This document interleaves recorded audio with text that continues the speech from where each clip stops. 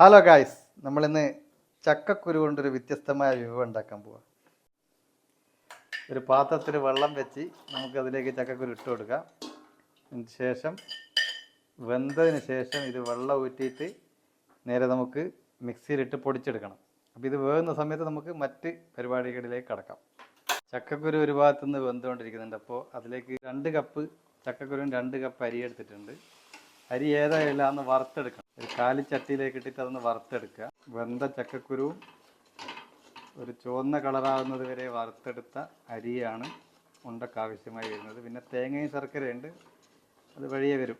Guys, അങ്ങനെ നമ്മുടെ വിഭവങ്ങളൊക്കെ റെഡി ആയിരിക്കുകയാണ്.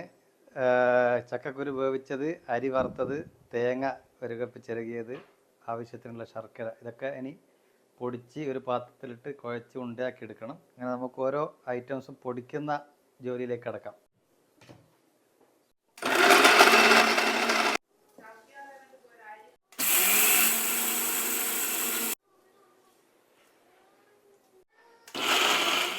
നമ്മളെ വിഭവങ്ങളൊക്കെ പൊടിച്ചൊരു പാത്രത്തിലേക്ക് ആക്കിയിട്ടുണ്ട്. ഇനി നല്ലോണം കൈകൊണ്ട് തന്നെ കുഴച്ച് മിക്സ് ചെയ്തെടുക്കണം.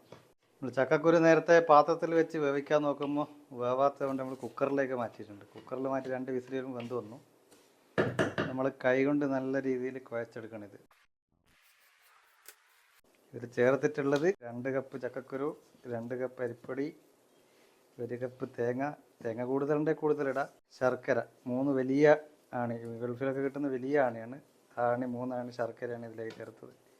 ഏലക്കായ പൊടിച്ചതും ചേർത്തിട്ടുണ്ട്. ഇത്രയും സംഭവങ്ങളെ കൊണ്ട് നല്ലോണം കുഴച്ചെടുത്തതിന് ശേഷം ബോളുകളാക്കിയിട്ട് ഉണ്ടയാക്കി എടുക്കാം. നമ്മൾ ചെറിയ ചെറിയ ഉരുട്ടകളാക്കിയിട്ട് ഒരു പാത്രത്തിലേക്ക് മാറ്റുകയാണ്. ചെറിയ ചെറിയ ബോളുകളാക്കിയിട്ട്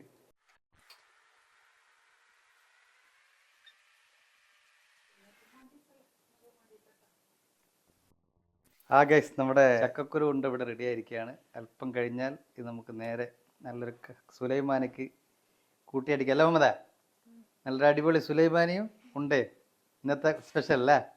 അപ്പോൾ വീഡിയോ ഇഷ്ടമായിരിക്കുമെന്ന് കരുതുന്നു. ഇതുവരെ സബ്സ്ക്രൈബ് ചെയ്യാത്തവരാണെങ്കിൽ സബ്സ്ക്രൈബ് ചെയ്യുക, ഇഷ്ടമായെങ്കിൽ ലൈക്ക് ചെയ്യുക. മറ്റൊരു വീഡിയോയുമായി വീണ്ടും കാണാം. Good bye.